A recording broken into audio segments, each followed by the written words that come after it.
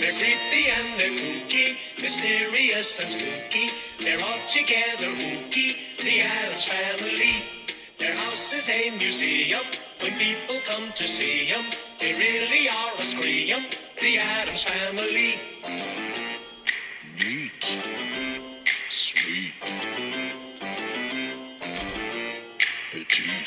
So get a witch's shawl on, a broomstick you can crawl on. We're gonna pay a call on the Addams Family.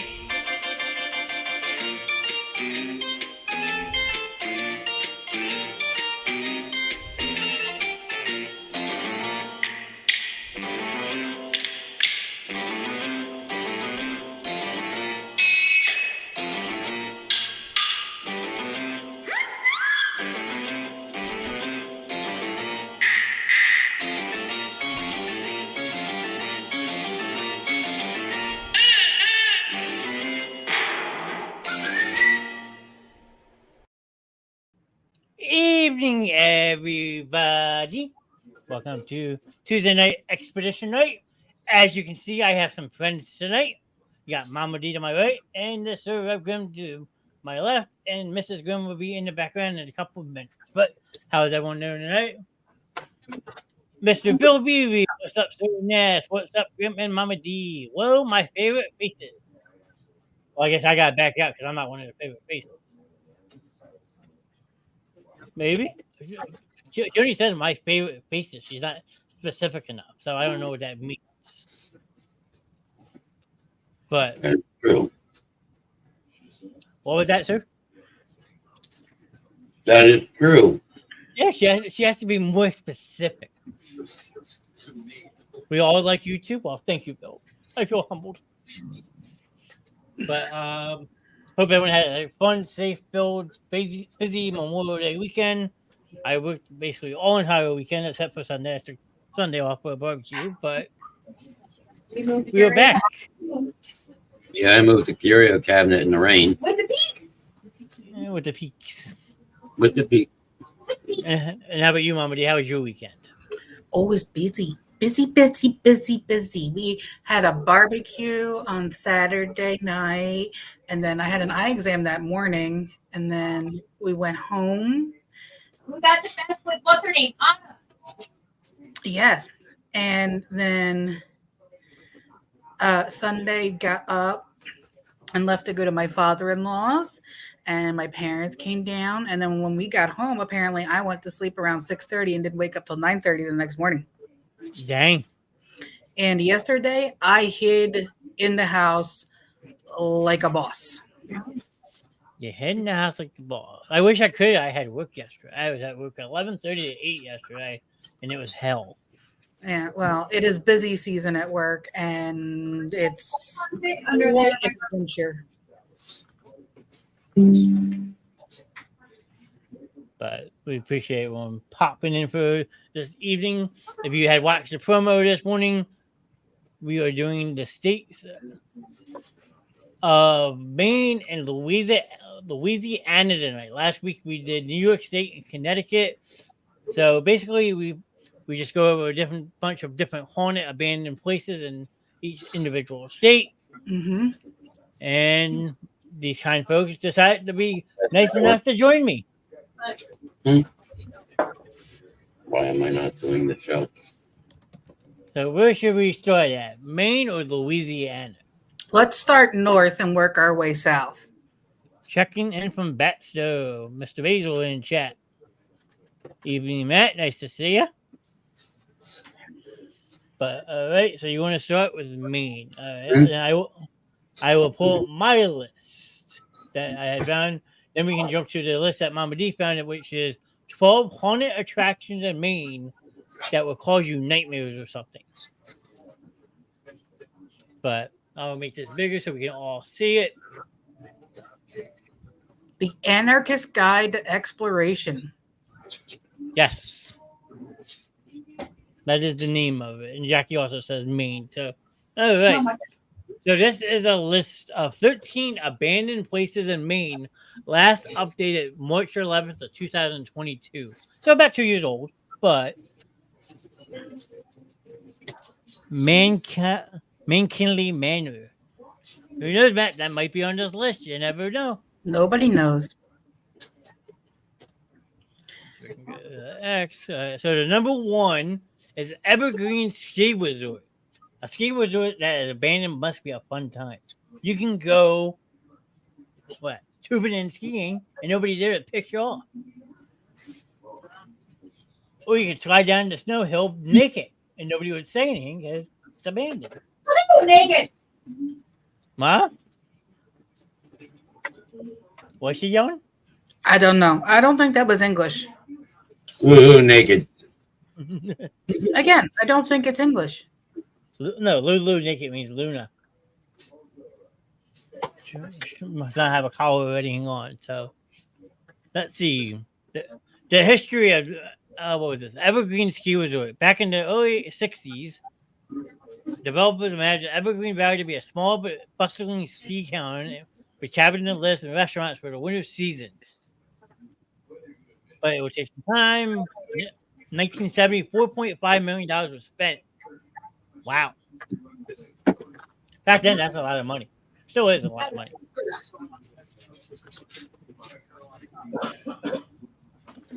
So they finished this building in the early 1970s, and by 1975, the resort was already foreclosed. What's that? Less than 5 years opened? Damn. There were minor attempts to breathe life, but the business ultimately failed. Today, remnants of the ski lift, multiple cabins can be found along the hillside. It's a unique place to visit, and it isn't too isolated from civilization, so I'll definitely recommend checking it out if you're in the area.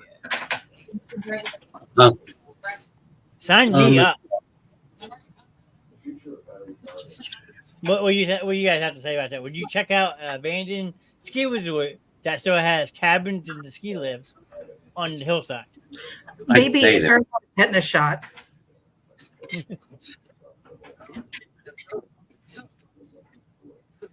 We don't need no stinking tetanus shot. What? Okay, y'all. All right, number 2, we have Fort Georges. That looks cool. That's something that Grim would probably like. It's got a nice garden. Yeah, an old abandoned fort, basically taken over by nothing but algae and water. I wonder if there's sharks there with laser beams on their heads. Laser. I mean, you never know. Let's see. Fort Georges was built in the mid-1800s following the War of 1812. The fort was built to support a network of other sea forts that defend the Maine coastline. Unfortunately, by the time the fort was complete, the war was already over.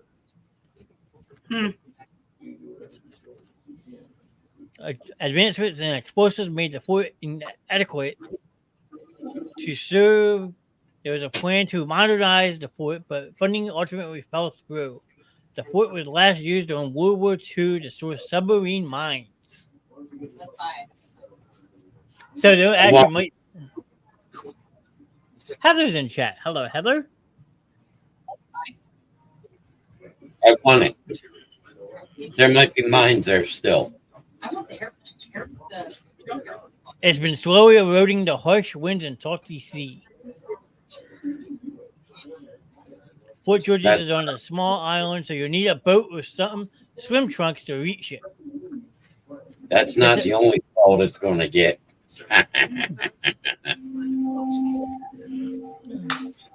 This is personally one of my favorite places abandoned in Maine. On the water over the years, birds have carried tree seeds to the island where they have sprouted on the roof of the fort and turned it into their own little jungle ecosystem. That's why it looks so bushy and all that. Bushy. Look at it, sir. I mean, it had bush all around it. You're not getting any more bread. And there's a big hole in the middle. Like, but it makes you kind of wonder though, like what's actually inside those windows. I don't know. I don't think there's anything because they look like they're just. Look at all the rust on the outside walls. True. Probably cannon ports. Yeah, iron bars or something. Hey, Mr. Evans is in chat. Evening, Troy. Jackie's saying here. Bill's there. Here, there, everywhere. All right, number 3, battery steel. I think I used to live there. Battery steel was constructed in 1942 in response to coastal threats during World War II. The battery was once one of the largest gun batteries in the entire United States. Like many coast forts at the end of World War II, the fort was slowly decommissioned and eventually abandoned. Interesting. In 1995, the abandoned fort became property of the Peaks Ireland Land Preserve, and later in 2005 was listed on the National Registry of Historical Places. Yeah, I agree, Jackie. These places are really interesting. Let's see. And we learned something. Yeah, you get a history lesson out of it. You gotta look at it that way. No, guns run off batteries, not bullets. Oh, okay. So we're stating that obvious. I got it. Despite user neglect, the hardly concrete fort withstood the test of time. There are numerous tags inside and along the walls, but it doesn't take a whole lot away from the site. If you're looking at abandoned places in Maine with beachfront access, look no further than Battery Steel. So you can check out history and get on the beach. Alex, evening, sir. And Troy saying hello, Grim. Hello, child. Who's shot me? I know. Now this is one I'm sure one of you have to like. Eagle Lake Locomotives. Look at this. That would be Kenny. Kenny likes choo-choos. Awesome. I mean, like, come on. Like, I would want to spend the night in the fucking cabin. The hell with that. Huh? Should we make Kenny crawl through the broiler? Good. Right up through like the boiler area. It might be right here. Yeah, that whole long tube. We could if we could get it open. He's laughing in the other room, by the way. He could stick his head out of the end going choo choo. No, the big thing is, what does the choo choo say? And we go woo woo choo choo. Interesting. He's a big fan of choo choos. Just before 1930, ambitious loggers were looking for a way to transport hardy spruce logs across Churchill and Eagle Lake. Naturally, the railroad was the best option, and in a few short years, the tracks were laid. With those tracks came 2 steam-powered locomotives that can still be found there today. So you're talking almost 100 years. Yeah. And they look that good? And eventually they'll be reclaimed because that'll all erode and rot. I mean, that might take a long time to erode and rot, though, if you look at the side of these things. Yeah, but you can already see the rust eating away through the cabin. Yeah, like right here. Where the mouse is. Think of all the neat animals we could find in that. That's Ansel Pass. That is true. Part squirrel. Let's see. Squirrel. The steam engines would move a dozen or so cars filled with pulpwood from Eagle Lake to, I'm not even going to pronounce it, Ambazookskus Lake. Ambazookskus. Something like I that. don't know. Shannon just asked me to ask you if you said cock. I did. Can I try to pronounce it? Okay. Tell Miss Grimm to stop picking on the host, okay? She's not allowed. It's Cock Lake. They're down right now, and locked in the pool. Come off of both of them. I do not like Cockbill. That's Jay Williams. That's Monday night, and it's BBC. Get it right. Well, Right. it's Tuesday, so you're ahead of the game there, Ace. Well, Bill's the one in chat saying I like cock. So If we're tonight, talking, we're not going to talk about BBC tonight. no, if we're talking about chicken, I'll go with that cock. But if we're talking We're regular going to cock, talk about Wookiee chest.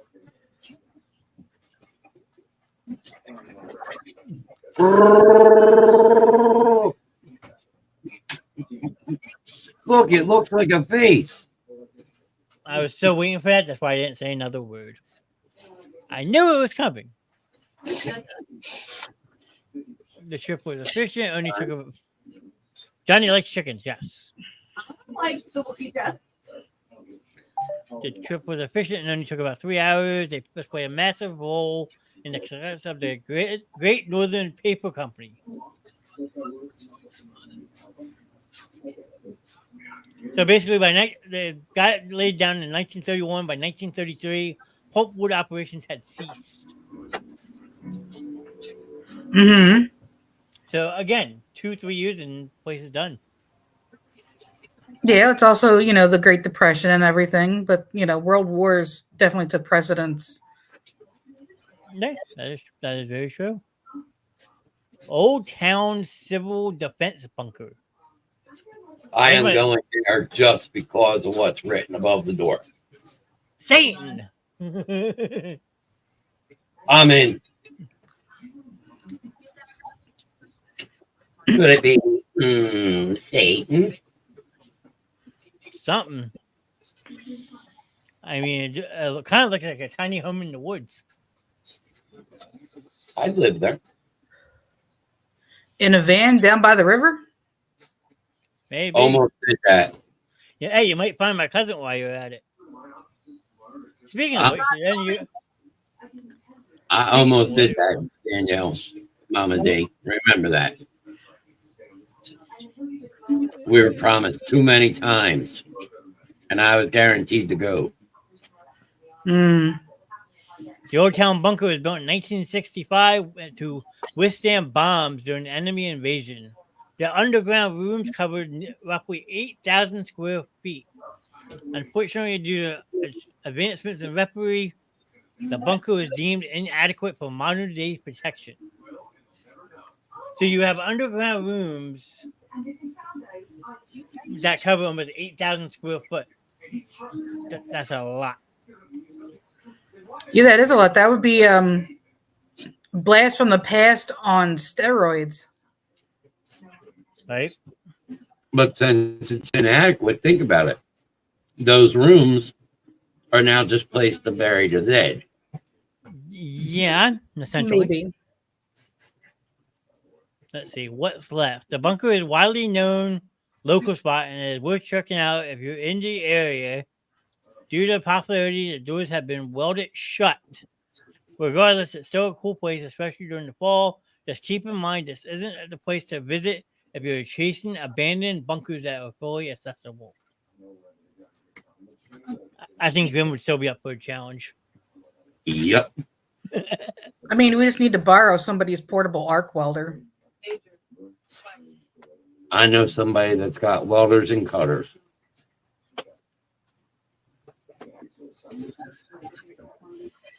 All right, number 6, Goddard Mansion. That's cool looking too. You can see they got it all fenced off though. Let's see. The Goddard Mansion was commissioned by businessman John Goddard around 1858. The lavish fort-like home was quite the spectacle, but just like me, it didn't last long. In 1898, the House of the Army acquired the home for servicemen and their family stationed at Fort Williams. Sadly, the property cost more to upkeep than originally thought. By 1964, the mansion was in a sad state of disrepair with an estimated $175,000 needed in repairs. By 1980, the Goddard Mansion was decayed but beyond repair. That's a shame. No, it's cool. The worst part was how they actually, the person worded that story. Yeah. That was just wrong. But if you scroll back down again and look, there you go. Look, the Goddard Mansion was commissioned by businessman John Goddard. The lavish fort-like home was quite the spectacle, but just like me, it didn't last long. Out of that whole thing I read, that's what you sticks out to your mind. Yeah, unfortunately. You should know better by now. Yeah, you're right. Let's see what's left. Was it in 1981? The fire department did a controlled burn to remove any dangerous debris. Today, the foundation is all that remains of a once elegant Italian ancient manor. Interesting that a fire department would do a burn like that to control it. Yeah, they Yeah, don't no. want people falling through the floor. Yeah, but normally you figure around the area, stuff like that. But yeah, I mean, just to get rid of all the, the wood rafters and shit like that came down so it doesn't crush somebody. True. I saw the video the basement put out over the weekend.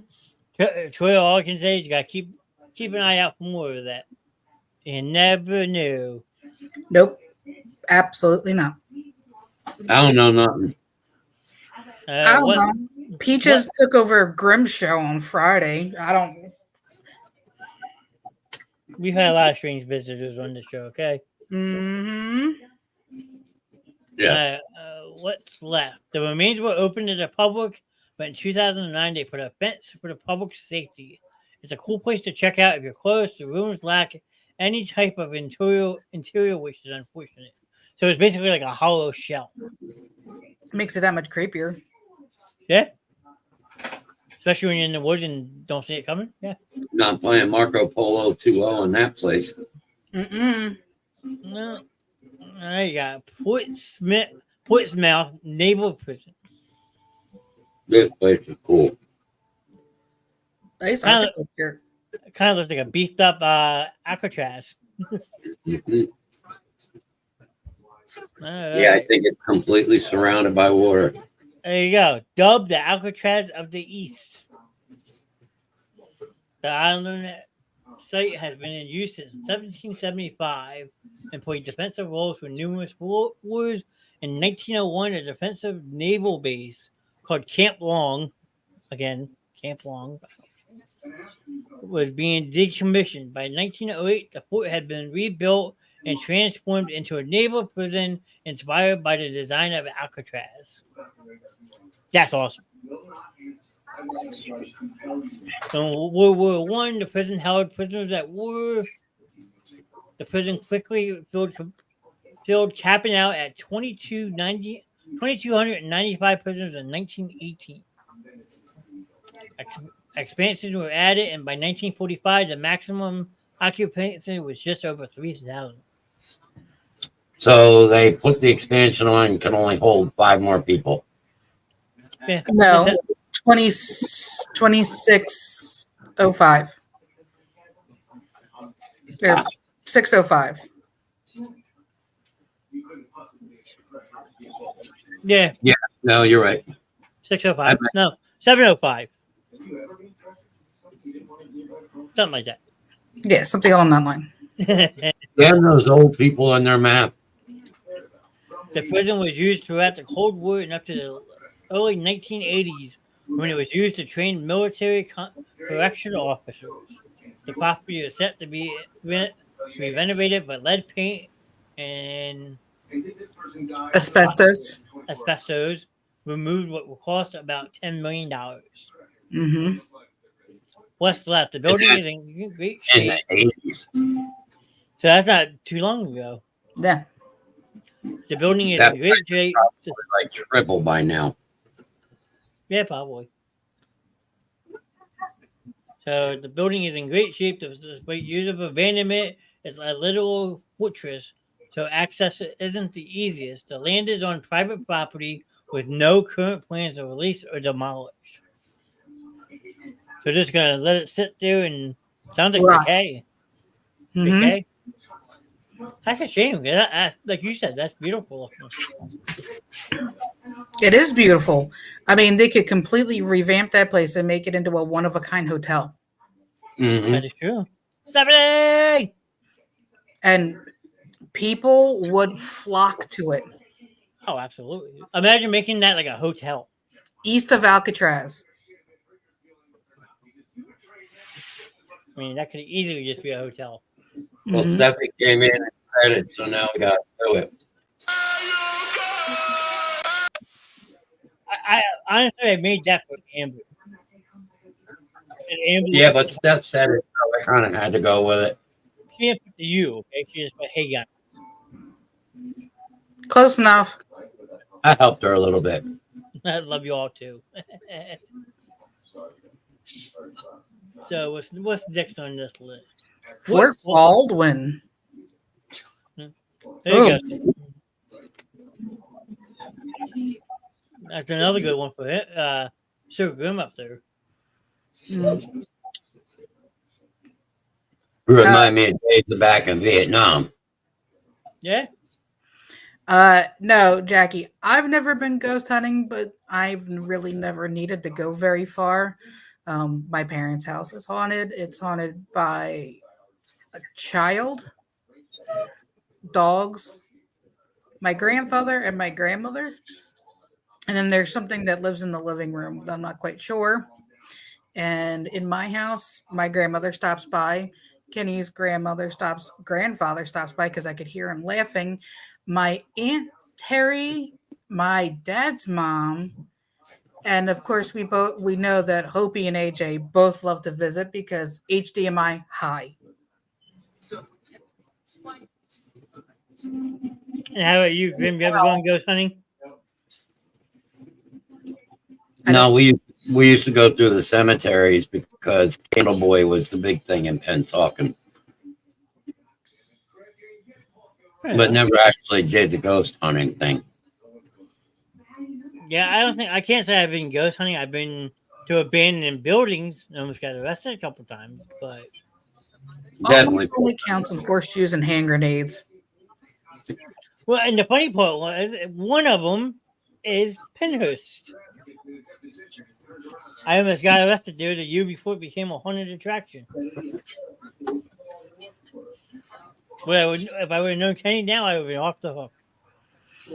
Well, I mean, he does work on Penhurst grounds. Yeah, I was in the tunnels of Penhurst. Some of the tunnels are still open. Yeah, till at about 3 o'clock in the morning one night. Yeah, you were telling us about that, but I really don't recommend going on Penhurst property anymore. It is very heavily watched. Well, that's what I mean. I was caught on there a year before it became what it is today, and we heard banging and stuff. So we thought it was just people being like us, walking around searching the place.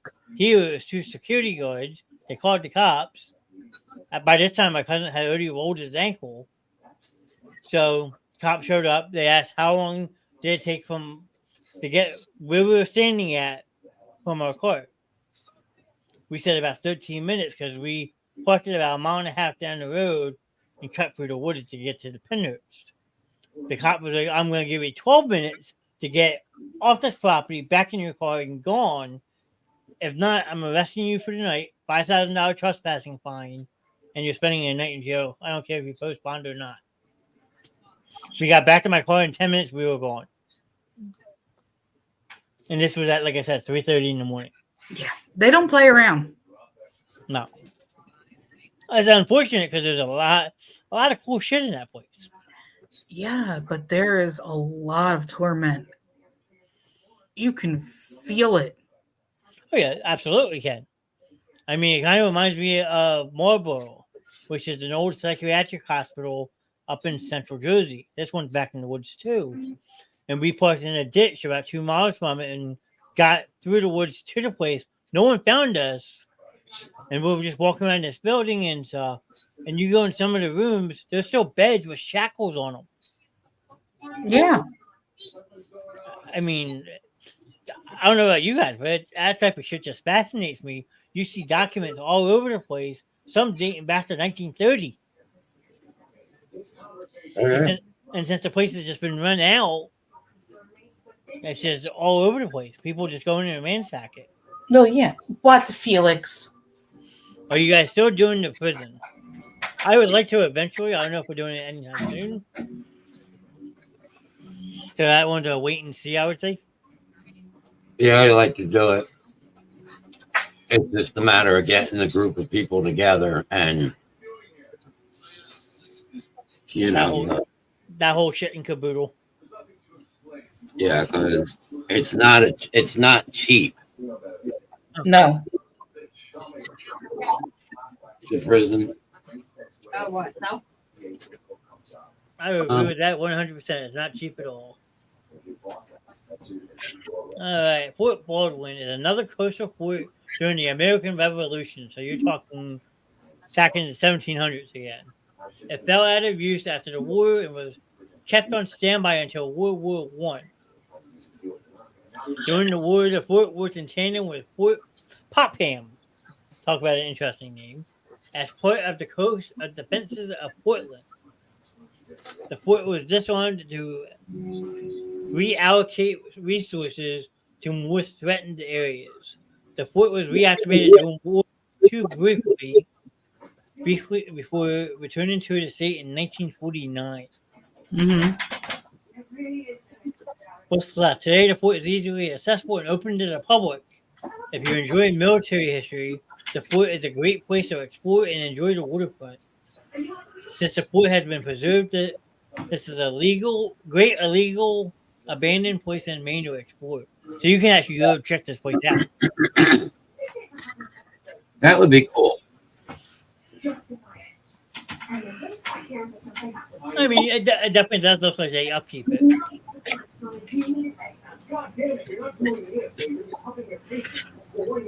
That's pretty cool. Yeah. All right, number 9, East Vassallo Borough Grist and Sawmill. East Vassalboro Grist and Sawmill. That looks fascinating. Right. When you go in there, don't sneeze because it looks like it'll fall down on you. Yeah, right. Especially right here. All right. Built in the 18th century, the East Vassalboro Mill is one of the oldest water-powered mills in the entire state. The mill was used to outlet steam near China Lake to power its operations. It was added to the National Register of Historical Places in 1982. Today, the mill sits quietly along the river, abandoned and fumbling with time. It's a pretty easy place to explore, with the lake adding an extra feature for photographers.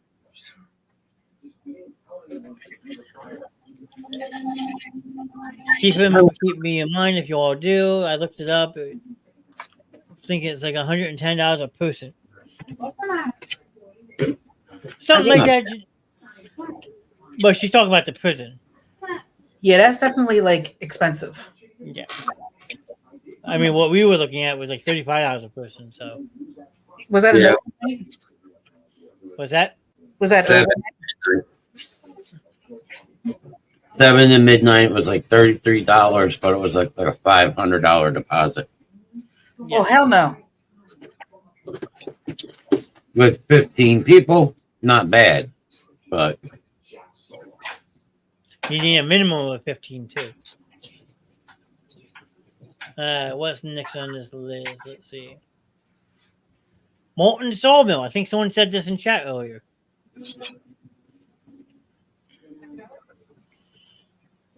Oh, he said Mankey Manor. Never mind. It was something else. Molten Sawmill. Check that one out. Now that looks cool. yeah. That's like in the middle of nowhere too. In 1790, someone presumably Adam built Adams Sawmill right on the waterfront. In 1882, Charles Moulton purchased the mill as an investment, but it continued to operate until the 1980s. Eventually, the state made Charles shut down the mill in 1986 due to sawdust pollution along the river. Felix do not need my throat in my face. I mean, I guess you can get that.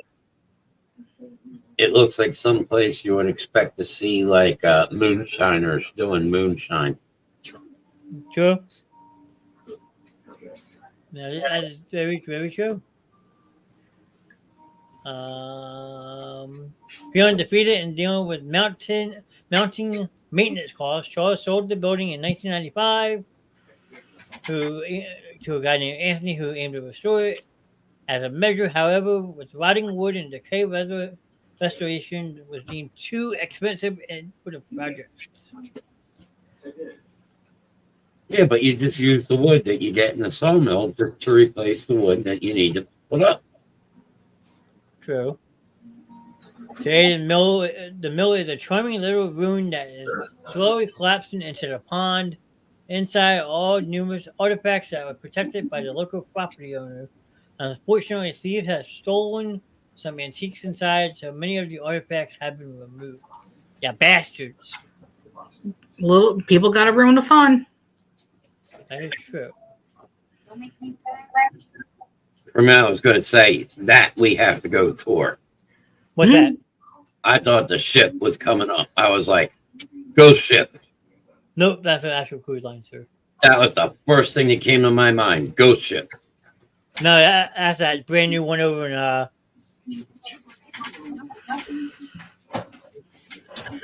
that's overseas. I think the Ruby Princess. I think that's the one that.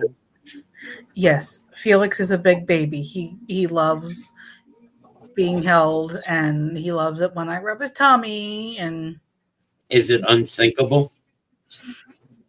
Don't know. I don't think anybody can make that claim anymore. Nope. Anything that says it's unsinkable is going to the bottom. That is true. What, Number Felix? Buckman Tavern. Look at this. A tavern in the woods. That's like an old speakeasy. Right?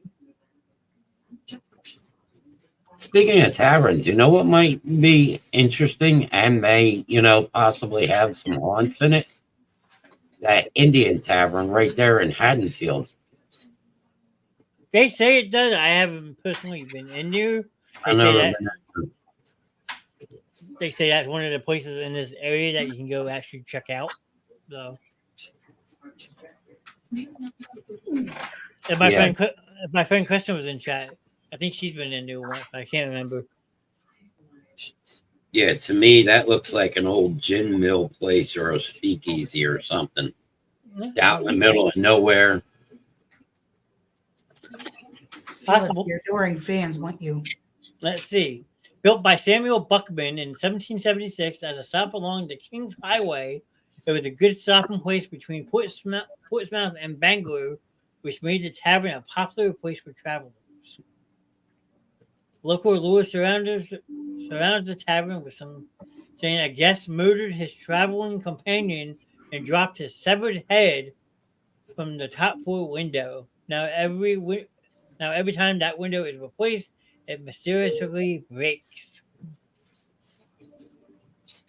That's fascinating. While it might seem like total fiction, the nearby neighbors' deed states that 2 bodies were buried in an old well on their property. The neighbor's home was once part of the stables that were part of the tavern. The well has been sealed, but is marked with stones. So that as a guest died at the tavern, they simply buried them out back. All right. Anybody up for Poltergeist? They're back. All right, what's left? Buckman Tavern sits in an overgrown lot with not a lot to see. It's a fascinating part of local history, but probably not worth your time for a long drive. But if you believe in ghosts, maybe it's worth stumbling around at night. With that being said, it's still one of the oldest abandoned places in Maine for you history buffs. So I think we're going to count Gremlin on that one too. We should have a campfire behind it. Start doing some rituals around it. Ouija board. Nope. I'm in. Milo Textile Company. That place looks fucking like definitely. You're gonna have something going on in that place. Oh yeah, easily. The front building looks like a skull. The front building looks like a skull. Look at the white on the big building. It looks like a skull. But this Two one? eyes, a nose. 1, 2. Yeah. You got the two window in the white, and then you got. It almost looks like a square skull head. Yeah, I From see it. the dairy. I mean, hey, who knows? It could be in a Stephen King book. You never know. Steph has to go to Walmart. Have fun, Steph. I think we should get. Huh? I think we should get Stephen King on the show. I mean, if you could pull that off, that'd be freaking amazing. I mean, we would have to advertise the hell out of that one, though. Yeah. All right. The town of Milo has a long and well-documented history, but for the sake of this article, we'll be exploring the Milo Tex Company that still exists today. So this is actually still a real thing today. Without reading too much into it.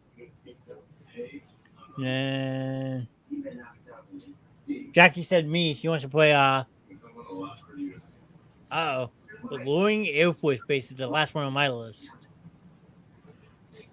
You got an old airfield. This could get really dangerous real quick.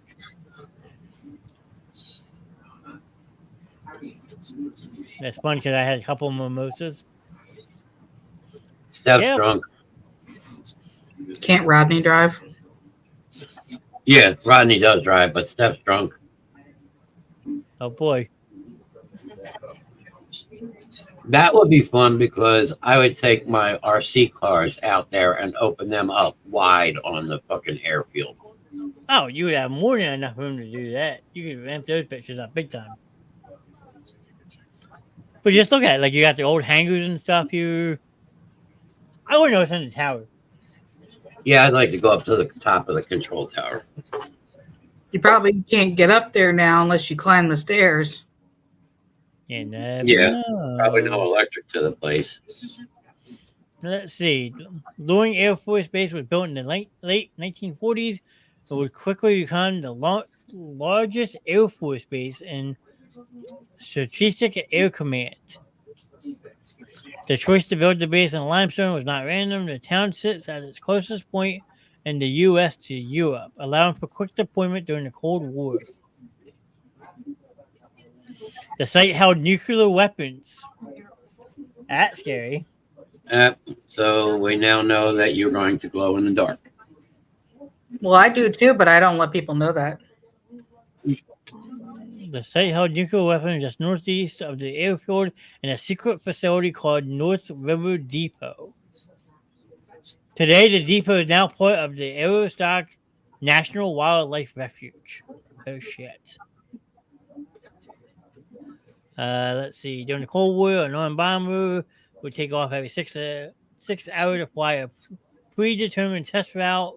If war were to break out, chances are the United States would have had a bomber already in striking range. In 1975, near the nuclear storage, a UFO was spotted, hovering at an altitude of 300 feet. That was a drone. Wait, so you got nuclear weapons, you have UFOs, you have abandoned Air Force bases. Maine's fucking awesome. Now we needed some zombies and ghosts. All right. The craft didn't respond to radio and circled the site until disappearing from radar and being spotted numerous times throughout the night just east of the base. Wow. This is one of the rare instances where the U.S.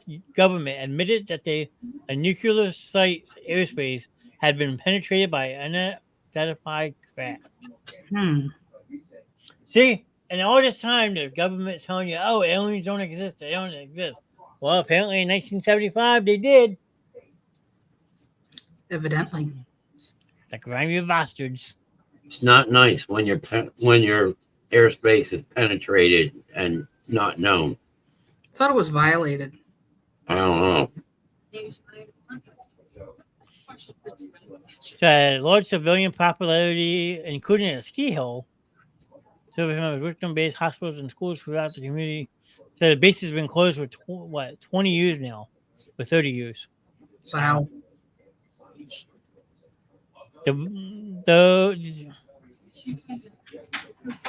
We briefly touched on Jersey the first episode. I'll probably go back to that one in a couple weeks, but I'm trying to like branch out all throughout the U.S. There were numerous buildings around the base and luring that were abandoned. The runway has recently been cleared and is used as a small airport. There are tons of old relics to be found around the base. Inside, be sure to check out the old nuclear depot just northeast. That's awesome. Hey, look at that little rock over there. Why don't you take that home? Now, Dee, do you have your list up? I do, so we can read along with me. Read along with Mama D. Absolutely. Story time. Today, children, we're going to learn our ABCs. Yes. So my list was updated June 30th of this past summer.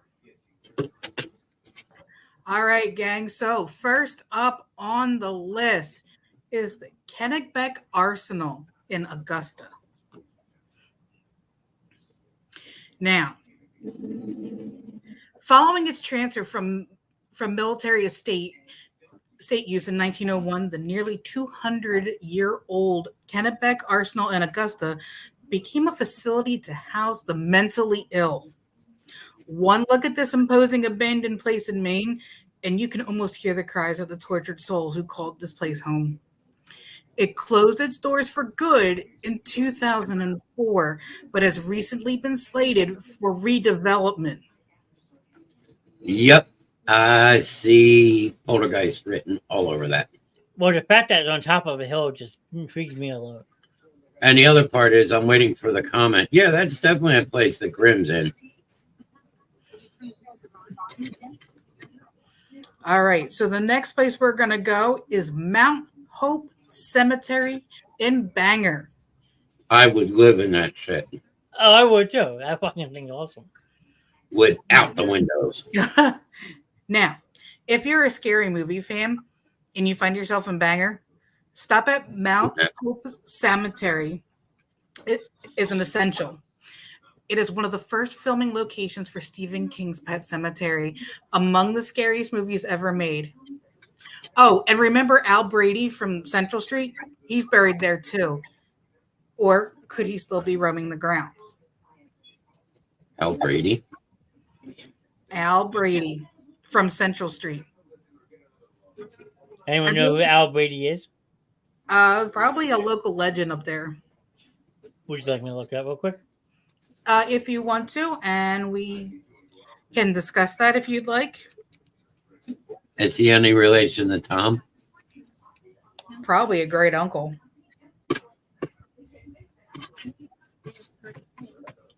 Let's see.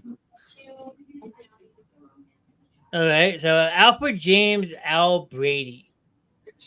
October 25th, 1910 to October 12th, 1937. Was an Indiana-born armed robber and murderer who became one of the FBI's public enemies in the 1930s. He had an accomplice and was shot dead in an ambush by FBI agents in downtown Bangor, Maine in 1937. The spectacular public gun battle that led to the demise of the Brady Gang is an essential part of Maine history and was even the subject of a reenactment in 2007. So he was only 26 years old and he was shot dead. So now that's why he is, I guess, like claimed to haunt that cemetery. Yeah. Dang. Right. All right. Are we ready to venture onto our next site? There's actually, before you start, real quick, hold on. There's actually a plaque in Bangor, Maine that reads this: near this spot, Al Brady, public enemy #1, was shot and killed by FBI agents. So they actually have a spot marked where he was shot at. Oh, that's kind of cool. Yes. Go ahead. Sorry. All right. No, don't be sorry. So our next stop on this list is the Poco Moonshine Lake in Washington County. So it That says, looks like hmm? that looks like something out of the new version of Pet Cemetery I just watched today. Yeah, it's a little creepy looking. We need to go there. Eventually. So this lake is in Washington County and has held stories of lake monsters for as long as any Mainer in the area can remember. Some have even reported seeing the snake-like beings along the trails they leave behind. Have even reported seeing the snake-like beings along with the trails they leave behind when they come to and leave the lake. Where there are no photos of the creature, locals estimate them to be anywhere from 30 to 60 feet long and could date back as far as 1873. Yeah. So Something that big, snake-like, to me, that sounds like fucking anaconda. I went basilisk from Harry Potter, so call me crazy. Same print. Essentially, yes. All right, are we ready for the next one? This one actually looks very pretty from the outside. Look, can be deceiving. It sure can. Looks like a bed and breakfast place. Tell me about it. So this is the Kennebunk Inn in Kennebunk, Maine. And I probably butchered that. So if there's any Mainers out there, I'm just apologizing now. So you could argue that once you run the Kennebunk Inn, you become pretty dedicated to your job. This inn is rumored to be haunted by the previous owner and a clerk from its early days. Guests and visitors have reported hearing glasses shake and various other unexplained noises. And apparently don't let it stop you from visiting. It is a lovely place if you don't mind a little bit of spooky noise. Definitely a house for culture, guys. So I'm in. Time to go at Halloween. Christmas is out of the question. Halloween, yes. All right. Next up on this is Stephen King's house in Bangor, Maine. He has boobies on his gate. Mm-hmm. So King is the master of horror. For a reason, his abode does not disappoint. From the Gothic facade to the wrought iron spider web gate adorned with little creatures, everything here screams scary. And so will you. If you're a fan of the all-time best writers in the world, you'll love this creepy but gorgeous old home. House looks awesome. Yeah. It looks like something out of American Horror Story. Speaking of which, I just watched the newest series on that one. I don't remember the last one I watched. I was trying to watch Roanoke and I could not because it was like, this is ass. Steve, before you start something, hold on 1 second. I'm checking something. Hold on. Shift change. Are you working?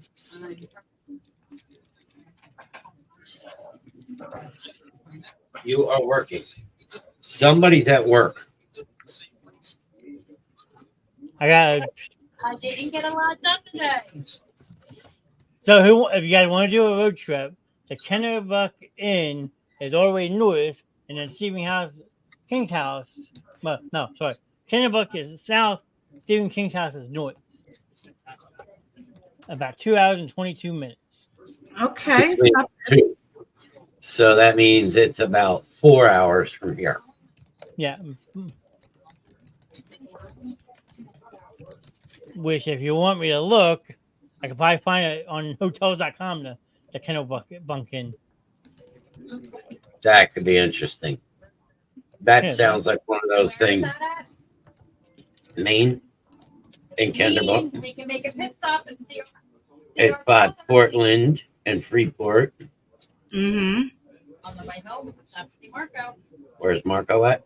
Polo? Massachusetts.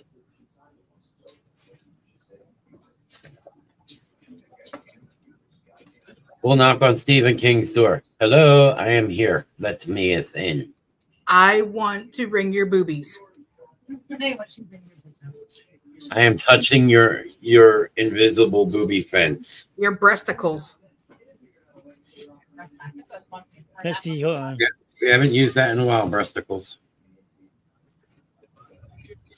Here, I didn't get to show Dee Dee. What? Look. See that? Oh. Is that the aluminum one? Yeah. That's the sublimation card I made. That is awesome.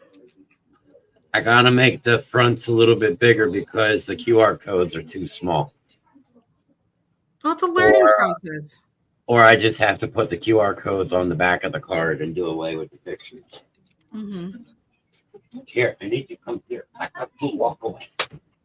Hi, Tommen. Sorry, I have to interrupt His Highness sleeping on my desk.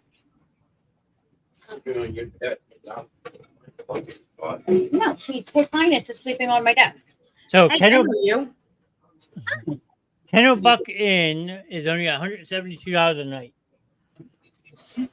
Just. Can you get me my backpack? Oh shit, they're not in there. Chateaudone's in there. Oh, yeah. Because I got to do my. Then nighttime. Back up, Luna. And it rated at 7.6 out of 10. Interesting. Wow. I'm in. Let's go. All right. All right. So let's jump back onto our list. So we just got past the inn, or Stephen King's house. I'm sorry. So the next one is the Wood Island Lighthouse in Saco Bay. Now, the lighthouse on Wood Island has a few scary theories related to its haunting. In one, the lighthouse is haunted by the ghost of fisherman Howard Hobbs, who shot and killed his landlord, Fred Milliken, in 1896. The story goes that Hobbs and his roommate, William Moses, had been drinking heavily when Milliken asked to speak to them about their overdue rent. Hobbs went on to shoot Milliken in the chest before he turned the gun on himself inside the Wood Island Lighthouse. Following the suicide, reports of moaning and unexplained shadows began to be told by the keepers living in the lighthouse. In 1972, the light was removed, negating the need for any keepers to live within the haunted light. So if you visit now, you'll see an automated light now exists, and perhaps you'll hear the moans of Hobbs on his own without a keeper to keep him company. Best of all, this isn't the only spooky lighthouse in Maine. That sounds cool, though. Yeah, that sounds like a lot of fun. Tell me about it. Biddleford, Maine. I'd love to see your family up that way, Dick. Huh? Wouldn't that be funny? Oh, yeah. So next up on my listy poo that I found is the Robbie Andrews Dormitory for the United States Marine Corps in Gorham campus. You know, that's going to have some good stories. Let's see. It is said that the Robbie Andrews Dormitory on the Gorham campus of the University of Southern Maine is haunted. Built in the 1800s, the Robbie Andrews Dorm is the oldest building on the Gorham campus. Within that time, there have been numerous stories of suicide and murder, many of which include spirits that have stuck around for future generations of students. Nice. In one story, a girl hung herself in the tower after learning she was pregnant. In another, a young woman falls to her death in front of a throng of people. Was she pushed? Did she jump herself? It's unclear. One thing is for sure, she hasn't quite found peace as she can be seen and heard in and around the dorm buildings. Dorm residents have reported hearing noises and feeling cold areas. Some people have reportedly seen a woman in the tower. Sounds fairly normal until you learn that the tower has been closed off and inaccessible for many, many years. Let's see here. The photo that is underneath of it is from USM and does not depict Robbie Andrews. So the picture that you see up above it, I think they're talking about this picture. yeah.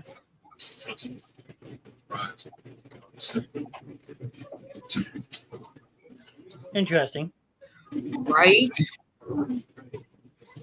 Almost like Gotham, Maine, almost. Mm-hmm. Yeah. Yeah, but when they say tower, I don't envision what they have. Like I would think something like a church tower, not the alcove. Right. But that's just me. Mm-hmm. So next up, which is number 8, is Brownville Road in Millinocket. I almost stayed in Millinocket a couple years ago. Not gonna lie. There you go. Let's see here. On a wooded road in Millinocket, a newlywed couple traveled on a dark winter night. Sounds like the beginning of the Rocky Horror Picture Show. Yes, it does. The story tells us the groom was drunk and lost control of the car, hitting a telephone pole, which killed him. After the young bride crawled from the wreckage and made her way back to the snowy road, she waited for hours for somebody to drive by to help her. However, the conditions of the night meant that nobody was traveling and the woman never received help. It is reported that she remained in the same place as in her wedding gown, where she eventually froze to death. Travelers on the road have reported seeing the woman in a white gown on Brownville Road. She can be seen wandering along the side of the road searching for help that never came.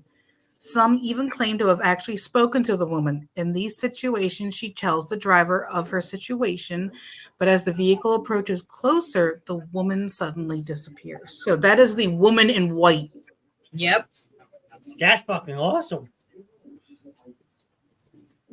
Yeah. However, when you're looking at the pictures, it looks like a scene from Jeepers Creepers. I know. A little bit. I say Jeepers Creepers, and you come in here. What do you want?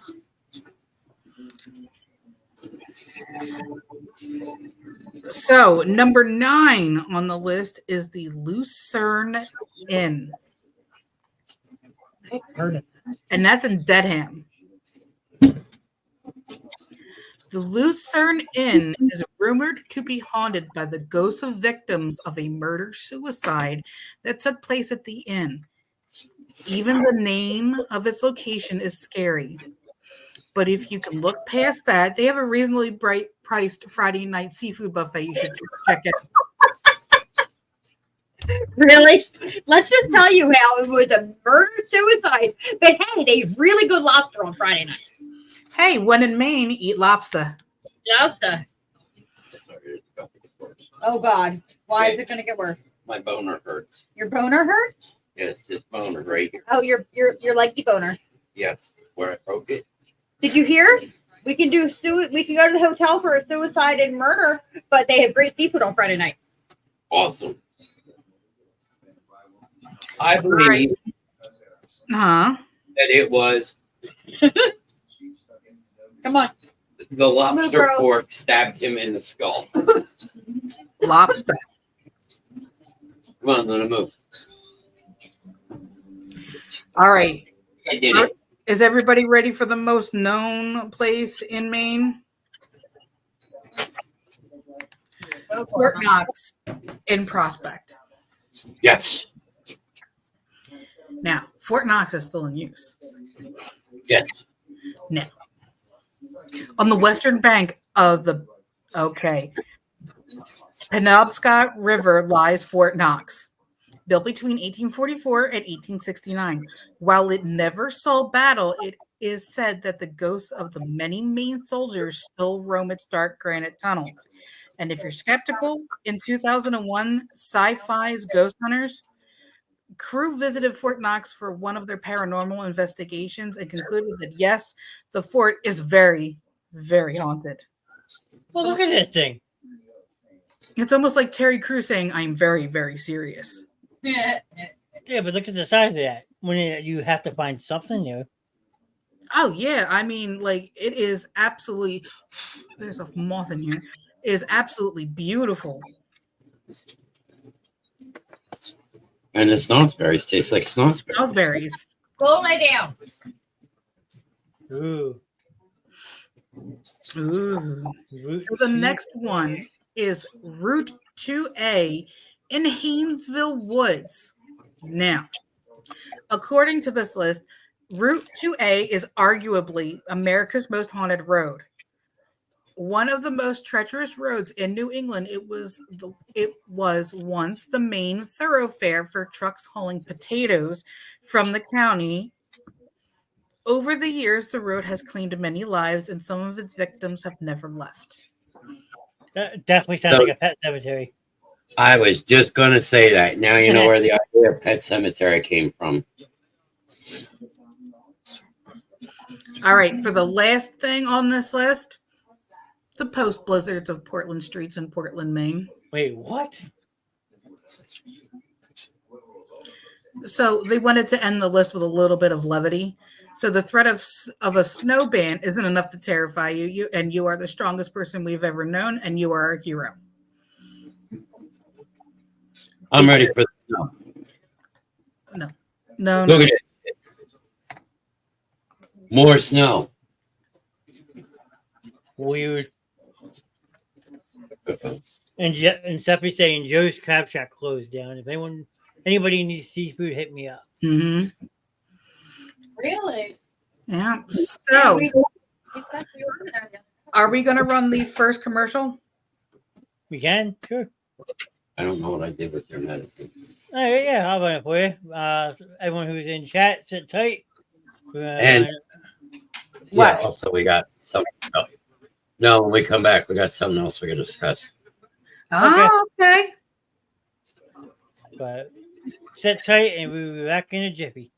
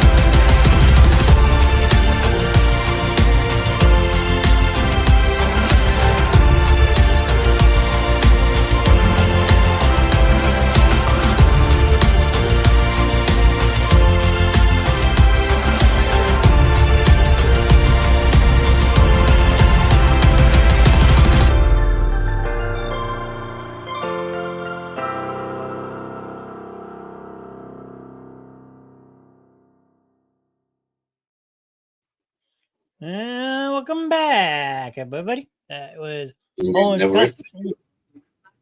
Well, I tried to put. He had put something in the PC, Yeah. but that was Owen's Customs. Everybody, Grimm and Mrs. Grimm and the Distance Business. They do. If you dream it, they can make it for you. So go check them out. They do awesome work. And so forth. I mean, you want to add on to your business plug? Be my guest. No, just, there's not really anything we haven't done. There's been a lot of different stuff that we've asked to do, and we just keep expanding out to further areas, going, yeah, I think we can do that. And we end up pulling it off. But the only other thing I wanted to actually jump on is that it is still May, which means today is May 28th. We've only got a couple days left.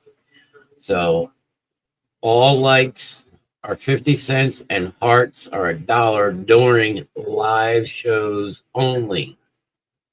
And anything that is ordered from Holland's Customs that has to do with mental health up until the end of the month, half of that purchase price will be donated on June 1st, along with what Mr. Knast is donating to mhanational.org.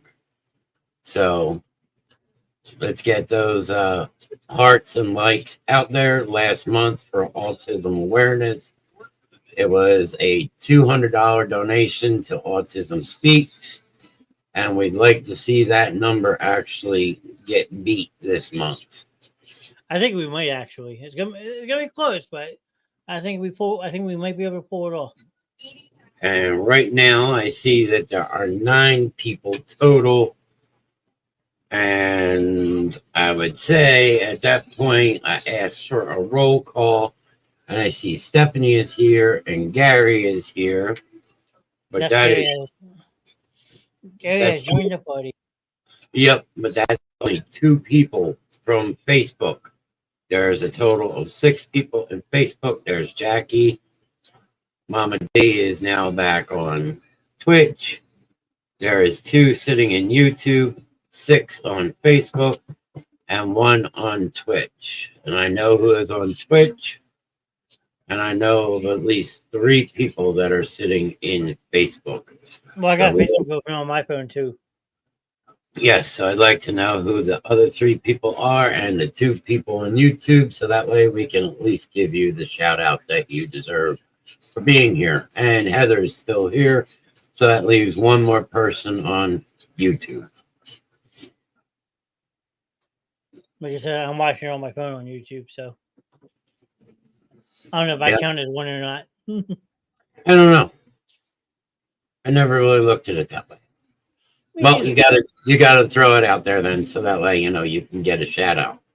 Okay. Because Mr. Knast is really nice, so you should put that up there so that way you can get a shout out from Mr. Knast and the Reverend, because they're pretty nice guys. Me, myself, and I had fun on the show, and I'm glad, Mama D. That's what this whole new Tuesday night shows is supposed to be about. It's supposed to broaden your horizons, expand your horizons, like make you think about checking out different spots. Yes. I mean, there's definitely a lot up north that I definitely want to check out. And we're always trying to work on content to entertain everybody. Peaches is calling you. Now Peaches has got your number. Lucky you. I feel sorry for you. So do I. Peach is going to be asking where Dixie is. I mean, Troy was in chat earlier asking about her. Yeah. Not my night tonight, sir. Screaming with Dixie, see?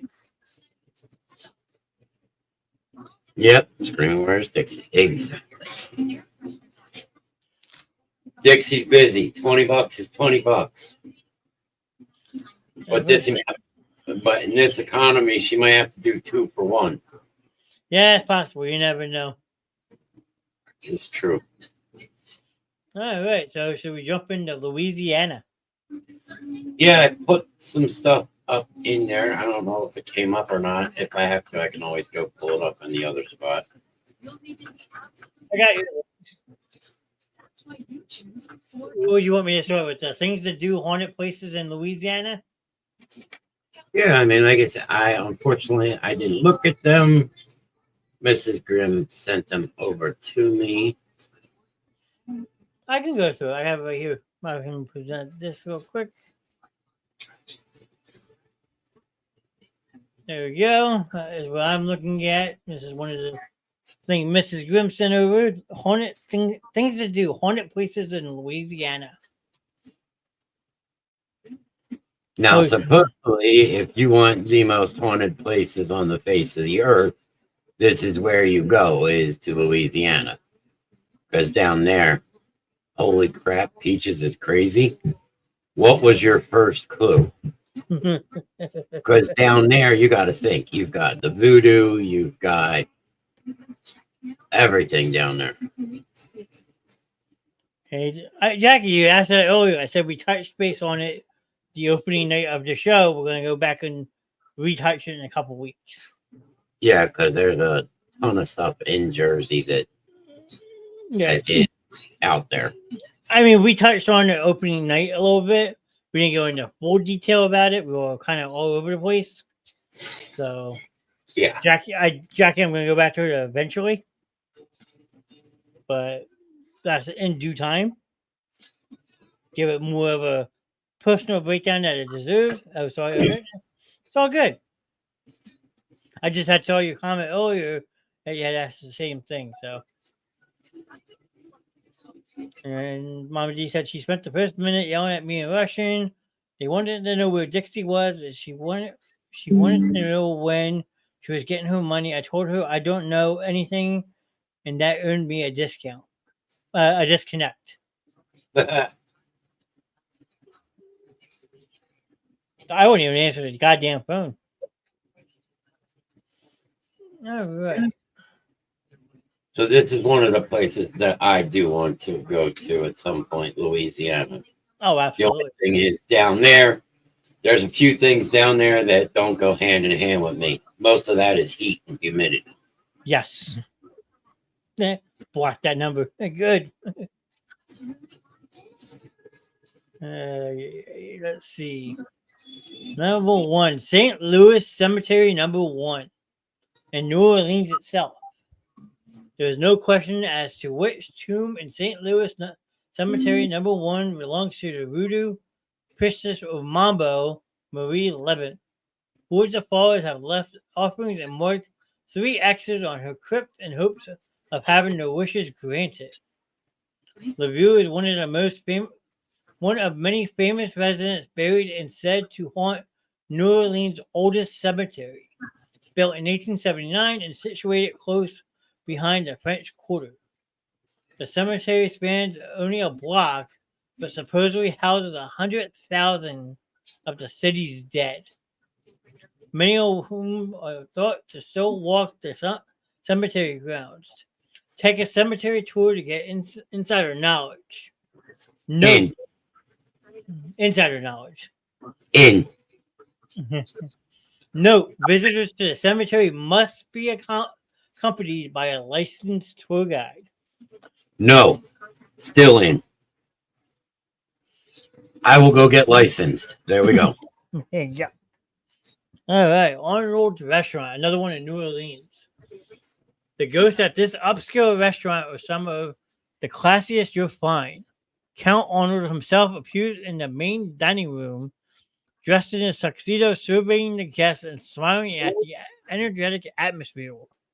Meanwhile, guests have reported seeing a woman in a hat casually stroll through the dining room only to disappear into a wall, apparently seeking to ascend the staircase that was once there before the wall was added. Another group of well-dressed ghostly gentlemen enjoy themselves at the bar after hours. Aside from the occasional surprising waiters and causing them to drop their trays, the spirits are friendly enough and simply add to the charm of this 100-year-old establishment. Experience the paranormal activity at Arnold's Restaurant. you imagine that? You're sitting down at the table and all of a sudden some dude sits next to you and go, and you look over and you look at him and it's like, yo, dude, your eyeball's about to fall on my soup. I mean, I think that'd be pretty cool, actually. Like, That'd be pretty cool. Yo, bro, you got dinner, right? I forgot my bank card, dude. You paying for dinner, right? sorry, no pockets. So this dude's paying. He takes the check. Right. What we got next in New Orleans? La Laurie Mansion. Mystery, intrigue, and bone-chilling true crime stories. Monk and VRJ. Hello. I don't know who that is. You do? Yes, that would be Heather's son, RJ. Oh, hello. Why is he on what? But he's not. He's on you with two of it. Well, welcome in, RJ. Until his mother gets a hold of him. Yeah, a little late, but let's see. What was I? The true crime stories have surrounded this home since the 1830s. The highly influential Daphne Laurel. Daphne Laurel was a well-respected member of society known to throw lavish parties. However, when a fire swept through the house, her respectable reputation burned to a crisp. Firefighters discovered chained and brutally tortured slaves in a chamber in the home. They soon learned that she had been torturing hundreds of people and children in her mansion. So Laura and her family fled the country, never to be seen again. These tortured souls are still looking for revenge. Future owners, rumored to have been plagued by ghosts, each left soon after buying the property. Ghost hunters swear it's the most haunted house in the French Quarter, but some historians say the tales are not true. Next time you're in New Orleans, take a haunted tale and pass by the mansion to decide for yourself. And that is something I've noticed about New Orleans. Everywhere there is like haunted tours. Yeah. Like it's like every other house has one. That's very, very true. So Stephanie's trying to pawn off a kitten in chat now. Like, Steph, you're all over the place tonight. You gotta relax. Talking like going to Walmart, just Crab Shack's closed. Now she's trying to pawn off a kitten. No, you took the kitten. You're stuck with the kitten. The haunted mansion. Oh no. There's more than just a haunted mansion, Jack. And Laurie is the pronunciation. Thank you, Mama D. Oh, whack job. All right. Oak Alley Plantation. Let's see what this one has. The ancient live oaks leading to Oak Alley Plantation provide more than a pictorial scene for a great photograph. Fingers extend, they seem to protect a path leading to the secrets of the past. Secrets that still appear from time to time. Staff have seen a ghostly shadow gazing out of a window and heard the distant sounds of an invisible horse and carriage coming up the alley. Perhaps the strangest experience, though, occurred when 35 visitors touring the mansion saw a candlestick fly across the room in front of them. The TV show Ghost Hunters filmed on location there in August 2008. I mean, see, that's when you know that it's definitely a worthwhile place to go see. If like Ghost Hunters has gone there. Yeah, that's cool too. 35 visitors saw a candlestick flying across the room. Yeah, and that's one of those things that they send in these guys to try and debunk that shit because, you know, fishing string sometimes is hard to see, you know, pulleys and shit like that. True. All right, Myrtle's Plantation, another plantation, which down south you got a lot of them. Yeah, because you figure that down there, that was slave territory down in True. Louisiana.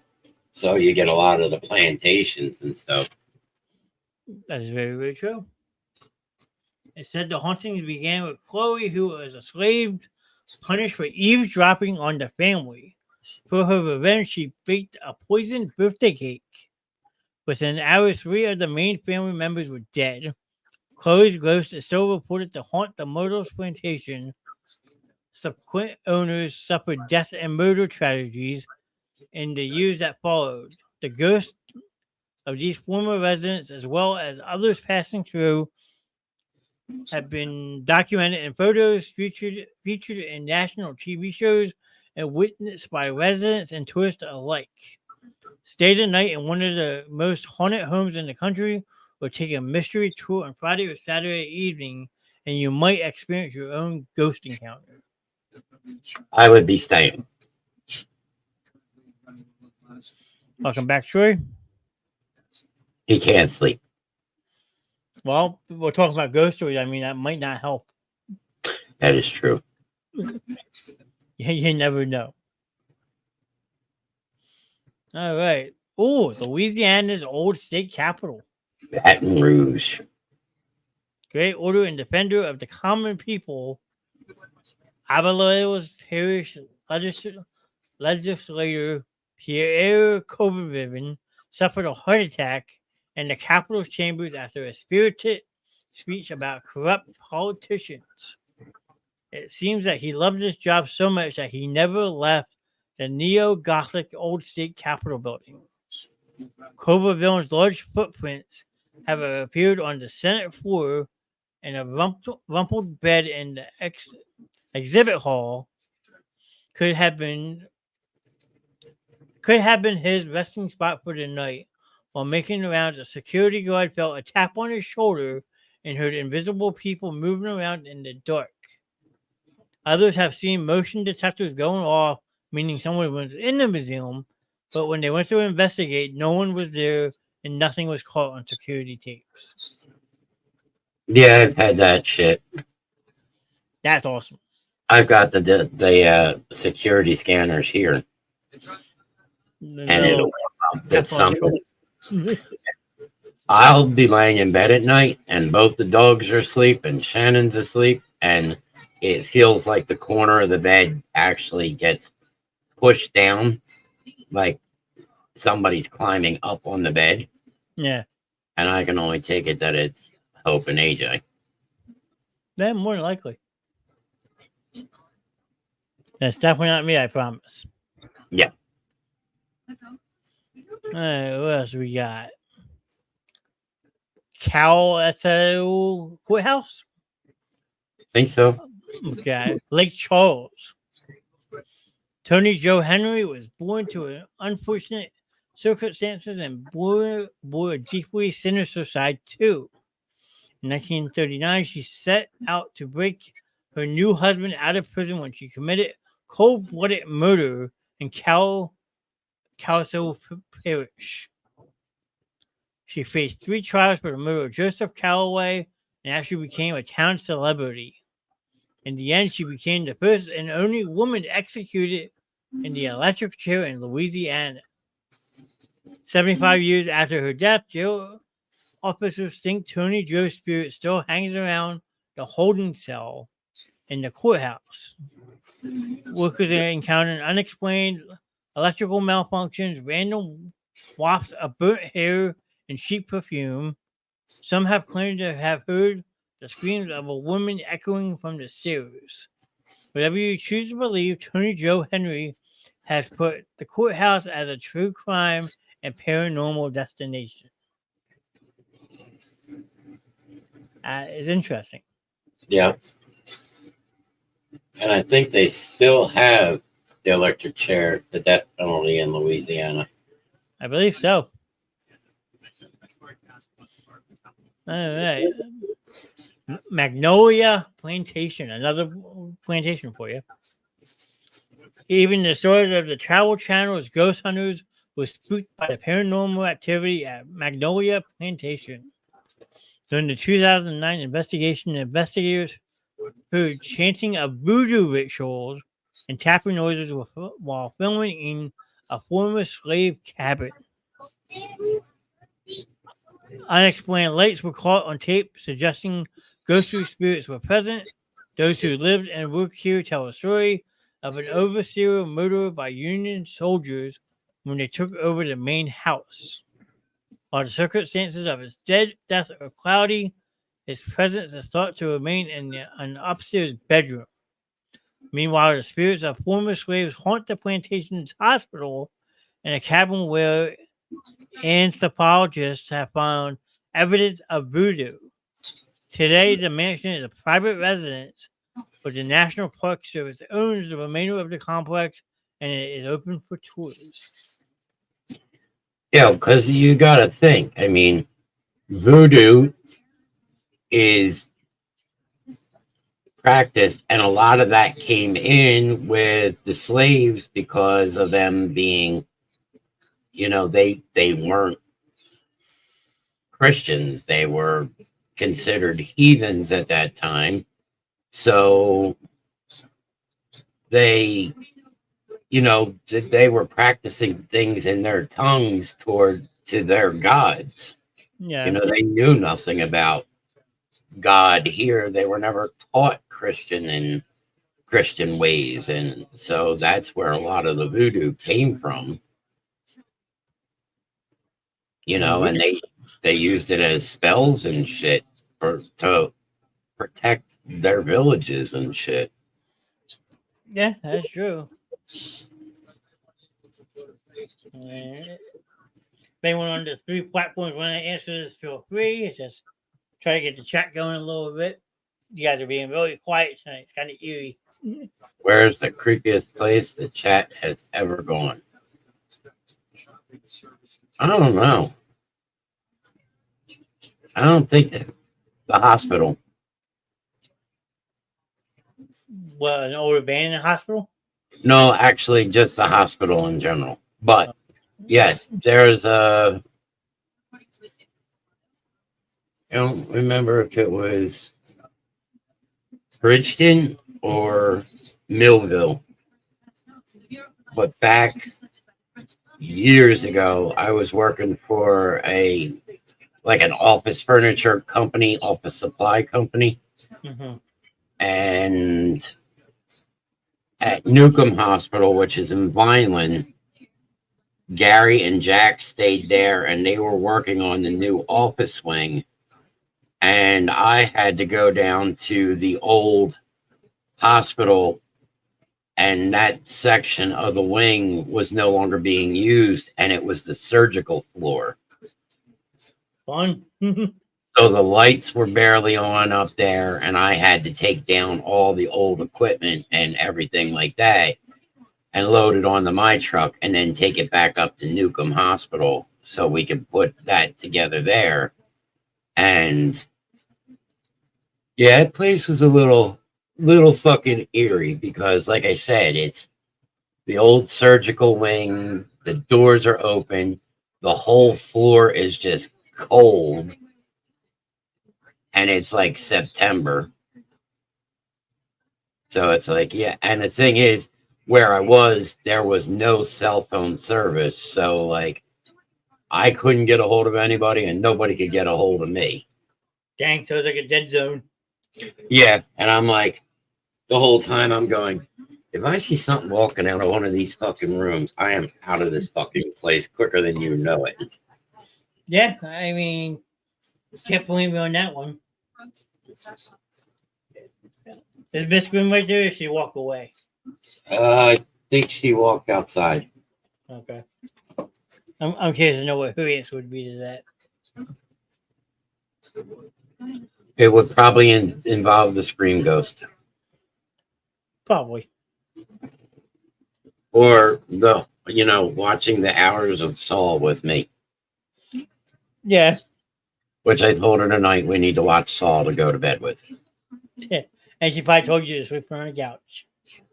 She said, okay, because she's taking her new meds. So she's probably going to be like, fucking drooling on herself. And I'm going to be sitting there going, I wonder if it's illegal to put a pillow over her head. Yes, it is. All right. The Lloyd Hall Plantation in Cheyenneville. The Black Sheep and his London-based family, the original owner of the Lloyd Hall Plantation, bought his money stateside around 1820. He did well for himself until the Civil War, when his dealings as a double spy led to his hanging by Union soldiers. He was the first of several tragic deaths on the property, including a Union soldier deserter discovered in the attic, and the slave nanny reputably poisoned. Dang. These spirits didn't pass on, however, and they show up to ring doorbells, move tableware, and play the violin during a full moon. Tour guides are accustomed to these overworldly beings, but bed and breakfast guests may be surprised by what they find. So it's a bread and breakfast. You gotta like that. Yeah, you could have a little discussion with ghosts while you're eating your pancake. Yeah. Like you were saying about that restaurant. You just look over your side, there's someone sitting next to you. Hey, you got this, right? Yeah, you got dinner. You got the bill covered, right? Good. All right. Shreveport Municipal Auditorium. You always hear about Shreveport. It's a pretty popular city in Louisiana. Watch out, ladies. Surge loves to play with women's hair, ruffling shorter hair in an upward pattern while longer hair is stroked. He's not the only mysterious ghost hanging around the national landmark. A young girl runs around the Shreveport Municipal Auditorium arena floor and opens and closes doors. This occurrence has been caught on video by visiting guests on a tour. Mary walks about on stage, and others have shown up in photographs sitting in the otherwise empty arena seats. Perhaps a ghost wandered over from adjacent Oakland Cemetery or remained from the days when the building hosted the Louisiana Hayride country music show. Interesting. Yeah, that's true. So you could be sitting there watching a Grand Ole Opry and get haunted by a ghost at the same time. Or you could be sitting in the seat and all of a sudden you got a ghost, really hot ghost woman that sits in your lap. I mean, does that count as getting it in the theater? I mean, maybe. If you whip it out, does it disappear if it goes in? And what's the outcome on your end? Like, are you going to hell for banging a ghost, or I don't know. Are you saying that you want to try to get a ghost pregnant? Well, remember the hopeism. If you stare at a girl's ass, that she's going to get pregnant. Well, yesterday there was a girl that was running down the street, and running shorts should not go that far in your crack. And I know that I definitely got a couple in there, and probably Kevin got a couple in there. But as that bitch was moving, her tonsils were getting scrubbed.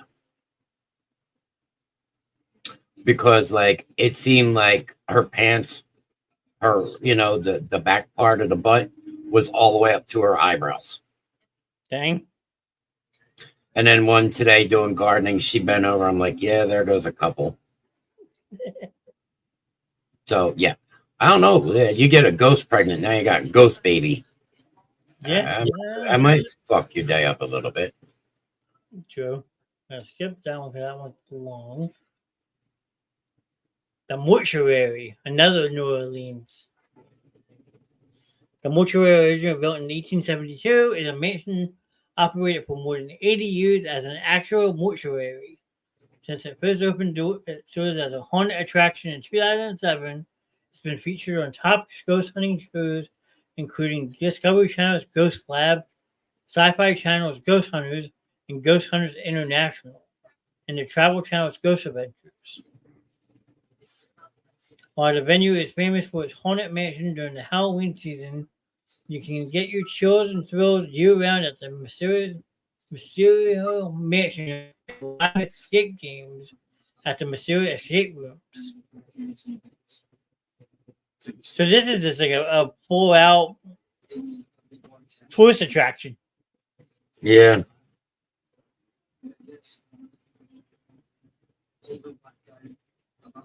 The hanging jail? Yeah, this is one of those like it's like one of those places that, you know, a lot of the you know, probably the guilty and shit that were convicted back in this time period were sent, That's you know, possible. for execution.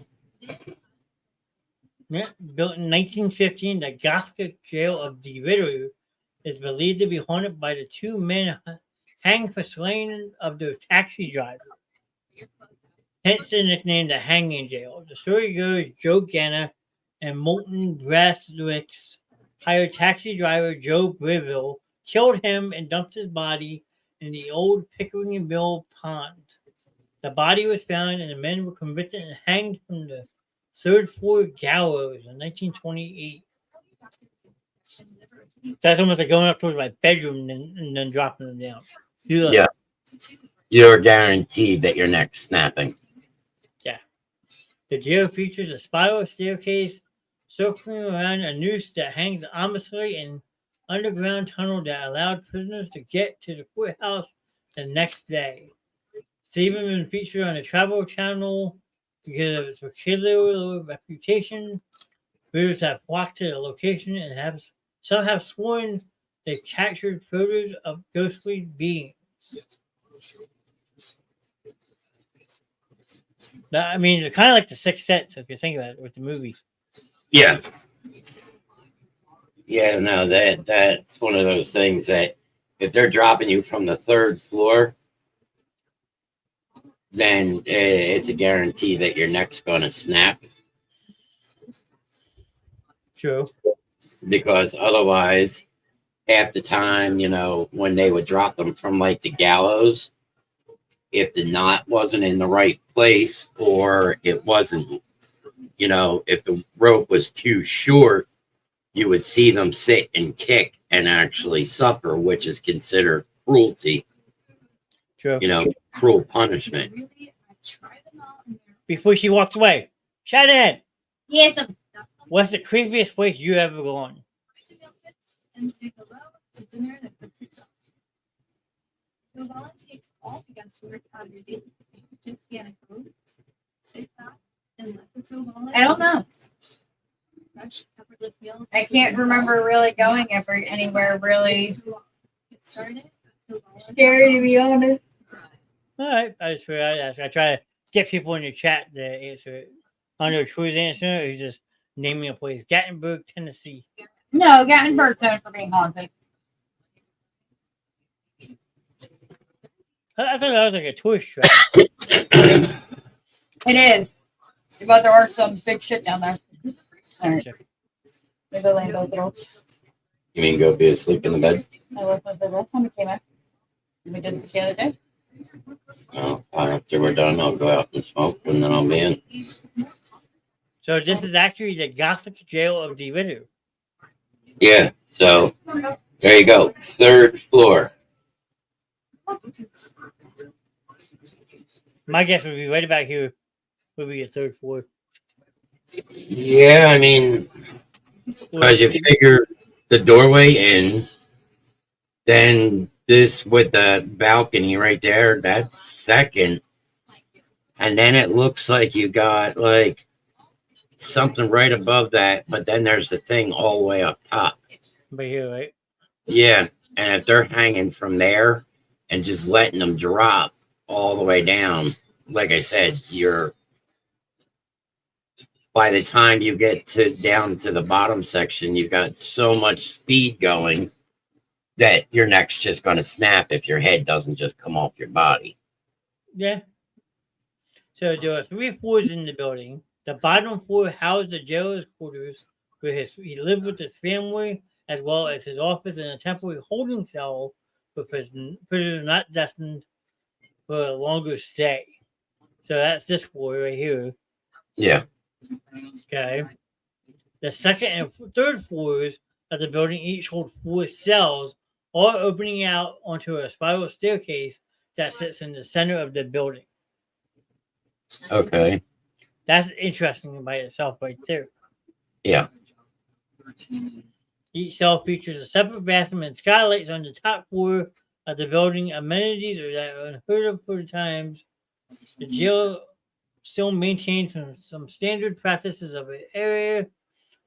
Hard steel bunks.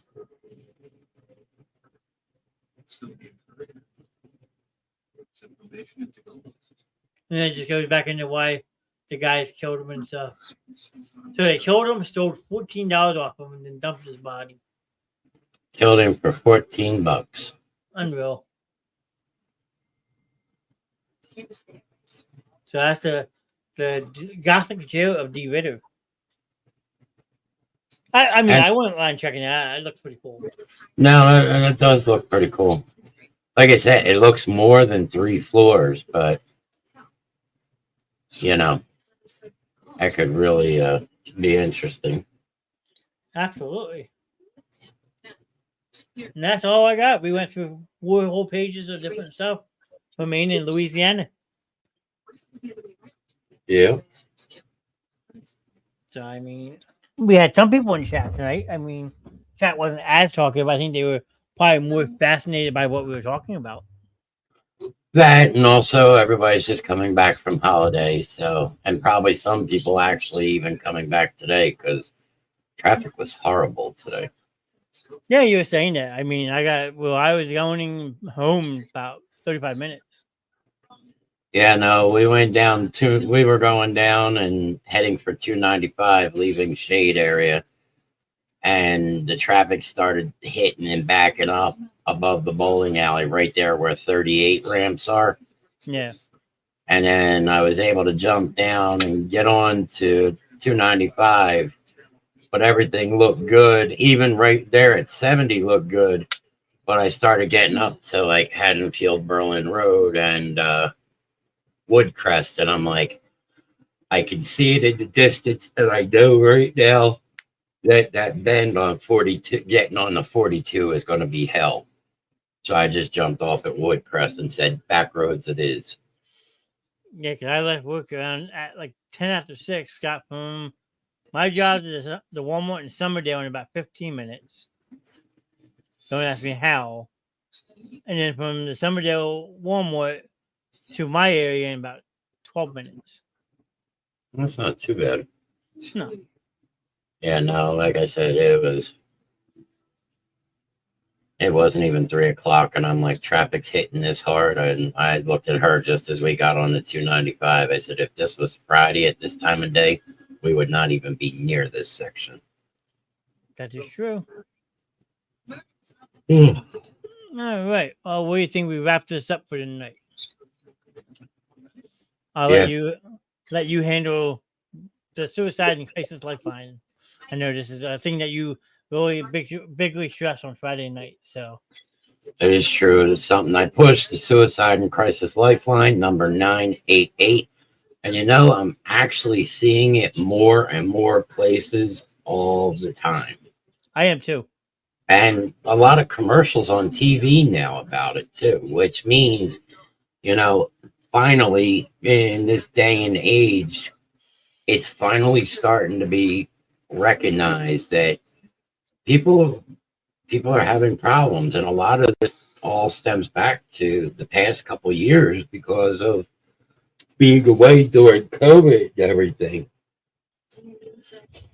So with 988, the Suicide and Crisis Lifeline, if you know somebody or yourself is in crisis or contemplating suicide, if you call this number, there will be somebody there 24 hours a day, 7 days a week, 365 days a year. Doesn't matter if it's a holiday or not, but somebody will be there to answer that phone and talk to you and be there for you and listen to you, because as it is said, you are not alone, and you do make this world a better place. As many times as I've called people assholes, even those assholes make this world a better place. Some of them. So, yeah, some of them. And, um, it's as even Mr. Uno has said on Monday nights, I'd rather hear about you than read your obituary.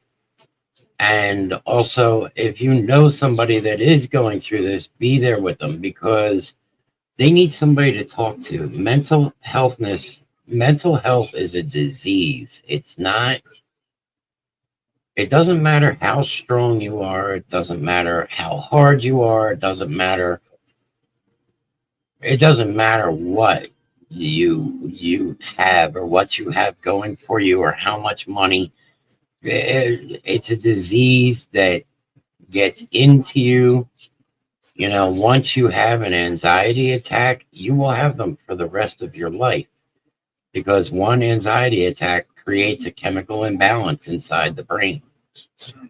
And it just after that, it'll happen. Certain triggers. Oh, excuse me. You will learn about your triggers. Same thing with depression. And one thing I can say is I push this so much because I struggle with it every single day. I struggle with anxiety, I struggle with depression, and I struggle with PTSD. And I've been diagnosed with all this, and I am on medications for it every day. Is it easy to deal with? No. Some days are better than others. Other days are worse than some. But you got to look at your support system and you got to put your feet on the floor every morning and go, I'm not going to let this hold me down. I am going to stand up. I am going to get out of this bed and I'm going to do what I have to do to get through today. And that means talking to somebody. And again, all of us here at the Basement Show, our phones are always on. You can always reach us through Facebook. You can reach us through our Discord, which if you message any one of us, we can send you an invite to the Discord. There's many different sections in there. There is a section about mental health where other people can talk to each other, or you can talk to any one of us at any time. Sometimes it takes a little bit to get your head in the game because, depending on the time of the day. I had one of those days today. I got up, said, all right, I had to go out. And next thing I know, about an hour later, I'm like, oh shit, my shirt's on backwards. And then later on, when I came home and got changed, and I went, are you fucking kidding me? I put my other shirt on backwards now? So yeah,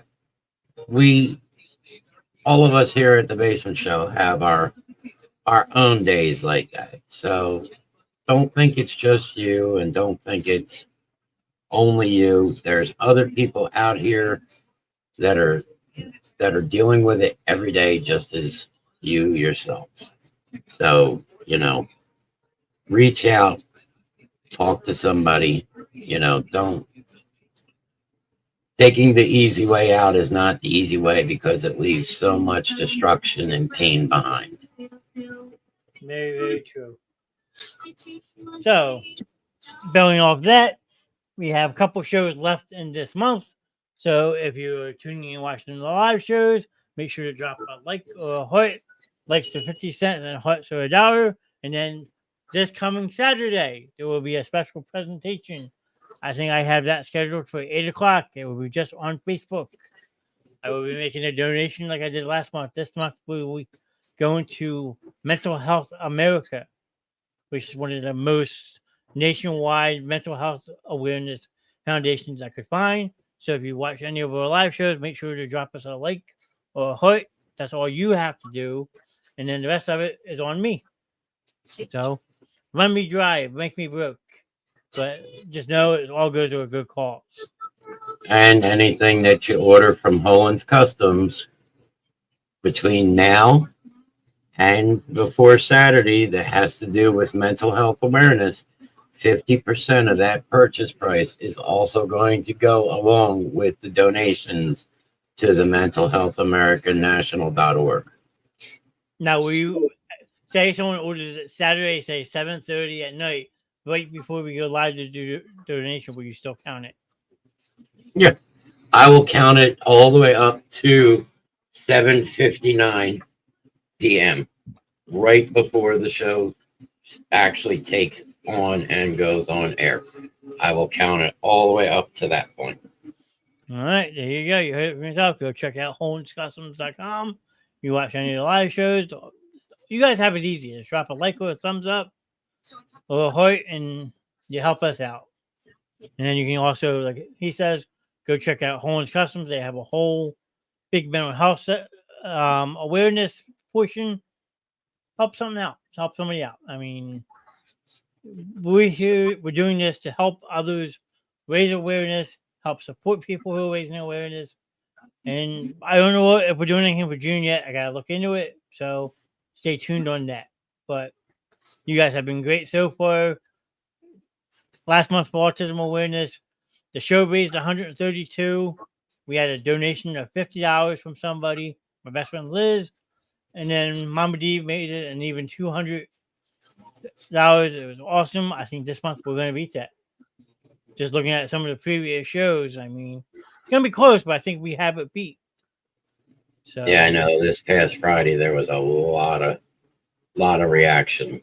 Yeah, so just all you gotta do is do your part, drop likes and hearts, and the rest is on me and Sir Grim. So yep, that brings us to our show lineup, where we say there is a show for everybody here on the Basement Show. Tonight is Tuesday night, so you have the Tuesday night Expedition night. Wednesday nights, as of now, you have Drago and Tink's Neverland. Thursday night, you have Ladies' Night with the ladies. But gentlemen, we can join the show too. The ladies like when we jump in and harass them during their show. They do a great job. Feel free to go check them out. They're awesome. Friday night, you have the Sir, I'm trying to think how to do this, Sir Rev Grimm himself on the Rev Grimm Show. It is meant for a mature audience only, though. Last week, they dedicated 3/4 of the show to a butt plug show. You never know what's on this man's mind. That show might also be moving soon with the summer months coming, but as of now, it's Friday, 9 p.m. Eastern. Saturday and Sunday, all our nights off usually. But this coming Saturday night, June 1st, there will be a pop-up show on Facebook of me making a presentation to Mental Health America. And I think that will start at 8 o'clock and only go about a half hour. So make sure you tune in for that. That's always a lot of fun to get people interacting as I'm doing it. And it's just a thank you to all of you who help interact with these shows, make that donation possible. And then Monday night brings us back to the beginning of the week, and that is trivia night. So, like we always say, there is a show for everybody on this channel. And we do a lot of hard work to entertain all of you. So as I always say, thank you. Because without all of you, these shows are non-existent. Yep. I mean, it's just two people talking to each other. Sometimes one person talking to themselves. But you guys fuel us to keep going every single week. And from the creator of the show, myself, I can't thank you guys enough. I mean, the show will be 2 years old coming this August. And to see the growth of it has been absolutely phenomenal.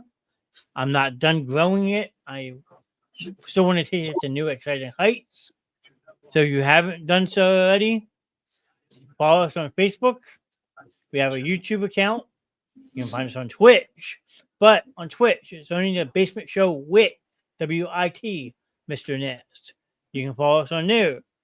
I have a TikTok account for it. You can go check out all the reels I've ever made for the show.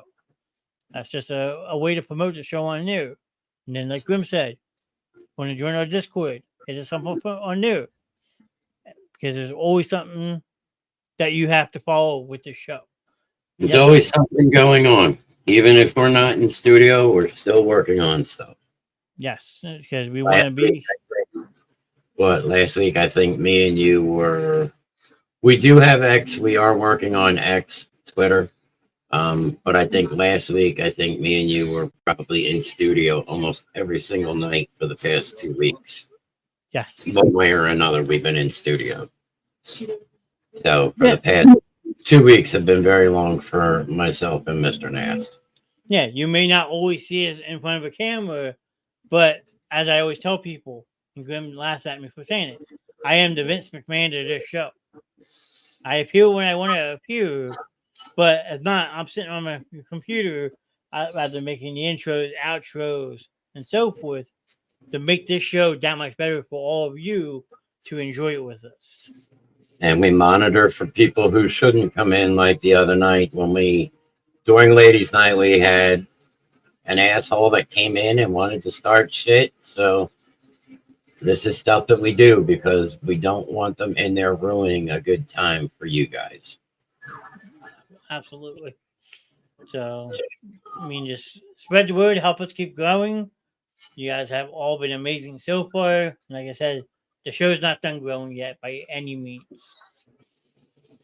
And as long as you guys keep bringing us into your homes every single night, we're going to keep doing what we do. Thank you, Basement Show. Gary, thank you always for being in the chat. Yeah, and Gary is here, so that means he's got to hang around for a couple more minutes. That is true. I mean, I know it's Tuesday, but why don't you give them your Friday night send off? Guy, Gary, start taking us out.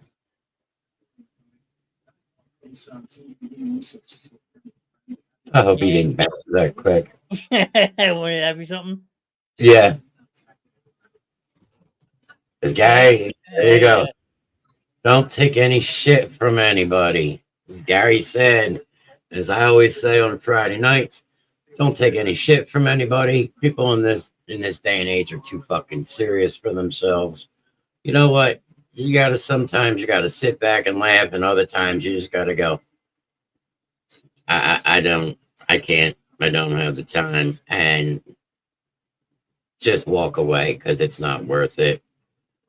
Again, also, as I always say myself, if you got to walk through hell, walk through with your head held high and walk through like you fucking own the place. Because guess what?